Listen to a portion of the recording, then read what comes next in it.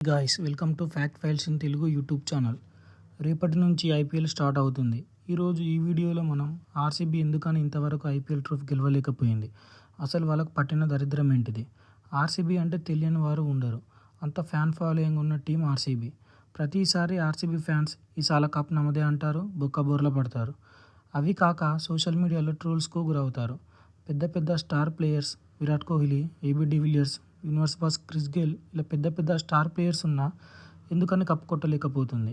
ఇది టీం లోపమా, లేక మేనేజ్మెంట్ లోపమా, లేక వాళ్ళకి అదృష్టం కలిసి వస్తలేదా? ఈ వీడియోలో డీటెయిల్గా చూద్దాం. వీడియో మాత్రం చాలా ఇంట్రెస్టింగ్గా ఉంటుంది. ఎక్కడ స్కిప్ చేయకుండా వీడియో మొత్తం చూడండి. Let's dive into video. కర్ణుడి చావుకి అనేక కారణాలు ఉన్నట్టు ఆర్సీబీ కప్ కొట్టకపోవడానికి చాలా కారణాలు ఉన్నాయి. అవేంటో ఈ వీడియోలో చూద్దాం. మొదట మనం ఆర్సీబీ జర్నీ గురించి తెలుసుకోవాలి. 2008లో ఐపీఎల్ మొదలైనప్పుడు ఆర్సీబీ ఒక గ్లామరస్ టీమ్గా ఐపీఎల్లో ఎంట్రీ ఇచ్చింది. విజయ్ మాల్యా ఓనర్గా, రాహుల్ ద్రావిడ్ లాంటి లెజెండరీ కెప్టెన్స్తో టీం బాగానే కనిపించింది. కానీ ఐపీఎల్ ఫస్ట్ సీజన్లోనే ఆడిన 14 మ్యాచ్ల్లో కేవలం 4 మాత్రమే గెలిచి డిజాస్టర్ పర్ఫార్మెన్స్ ఇచ్చింది. అక్కడి నుంచి ఆర్సీబీ ఒడిదుడుకుల మధ్యనే సాగింది. ఆర్సీబీ ఇంతవరకు 3 సార్లు ఐపీఎల్ ఫైనల్స్కి వెళ్ళింది. 2009, 2011, 2016లో. కానీ 3 సార్లు ఫైనల్స్లో చిత్తుగా ఓడిపోయింది. 2009లో కెవిన్ పీటర్సన్, అనిల్ కుంబ్లే లీడర్షిప్లో డక్కన్ చార్జర్స్తో ఫైనల్ ఆడి ఓడిపోయింది. 2011లో క్రిస్ గేల్ తుఫాన్ బ్యాటింగ్తో ఆ సీజన్లో ఫైనల్కు పోయినా మళ్ళీ చెన్నై చేతిలో చిత్తుగా ఓడిపోయింది. 2016లో విరాట్ కోహ్లీ కెప్టెన్సీలో ఇక ఆర్సీబీ కప్పు కొడుతుంది అనే టైంలో Chris Gayle, Virat Kohli out అయ్యాక మిడిల్ ఆర్డర్ మొత్తం క్యూ కట్టారు. దానితో 2016లో కూడా నిరాశ మిగిలింది. 3 సార్లు ఫైనల్స్కు వెళ్ళినా కూడా ట్రోఫీ దక్కకపోవడం అంటే ఆర్సీబీ టీంలో ఏదో సీరియస్ ప్రాబ్లం ఉంది. ఆర్సీబీ అంటే స్టార్ ప్లేయర్స్కి care of address. Virat Kohli ఒక్కడే ఐపీఎల్లో 8,000కు పైగా రన్ చేశాడు. అతని కెప్టెన్సీలో 2016లో 973 రన్స్ సీజన్ రికార్డ్ నెలకొల్పాడు. క్రిస్ గేల్ 175 నాట్అవుట్తో సెన్సేషనల్ ఇన్నింగ్స్తో స్టేడియంలను షేక్ చేశాడు. ఏబీ డివిలియర్స్ 360 డిగ్రీ ప్లేయర్స్. ఏ బౌలర్నైనా చిత్తు చేయగలడు. ఇంత టాలెంట్ ఉన్న ట్రోఫీ మాత్రం రాలేదు. ఎందుకంటే ఆర్సీబీ ఎప్పుడు కూడా 2-3 స్టార్ ప్లేయర్స్ మీద ఆధారపడేది. విరాట్ కోహ్లీ, ఏబీడి మ్యాచ్ ఆడితే గెలిచేది, లేకపోతే టీం మిడిల్ ఆర్డర్ మొత్తం కుప్పకూలిపోతుంది. అదే మీరు ఇతర టీమ్స్ చూడండి. సిఎస్కే, ముంబై లాంటి టీంలో టాప్ ఆర్డర్ ఆడినా ఆడకపోయినా మిడిల్ ఆర్డర్ ఆడేది.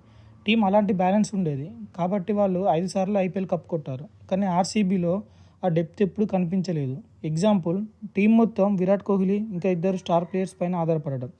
అదే వాళ్ళ కొంప ముంచుతుంది. ఆర్సీబీ కప్పు గెలవకపోవడానికి ఇంకొక మెయిన్ కారణం వాళ్ళ బౌలింగ్.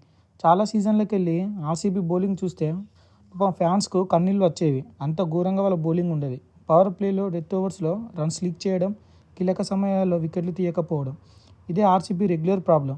ఐపీఎల్లో 200+ రన్స్ చేసి కూడా చాలాసార్లు డిఫెండ్ చేసుకోలేకపోయింది ఆర్సీబీ. అంటే అర్థం చేసుకోండి వాళ్ళ బౌలింగ్ ఎంత దరిద్రంగా ఉందో. ఇంకా ఆర్సీబీ కప్పు గెలవకపోవడానికి మేనేజ్మెంట్ డిసిషన్ కూడా ఉంది. మేనేజ్మెంట్ ఇప్పుడు కూడా ఆక్షన్లో వాళ్ళకున్న పర్సులో 2-3 స్టార్ ప్లేయర్స్ మీదనే కోట్లు ఖర్చు చేసేవాళ్ళు. ఇలా చేయడం వల్ల టీం కాంబినేషన్ సెట్ కాకపోయేది. ఎగ్జాంపుల్, 2016లో షేన్ వాట్సన్ మీద 9.5 కోట్లకు కొన్నారు. కానీ అతను బౌలింగ్లో చాలా రన్స్ లీక్ చేశాడు. ఇంకా మంచి స్పిన్నర్స్ని వదులుకున్నారు. యుజ్వేంద్ర చాహల్ని 2022లో రిలీజ్ చేశారు.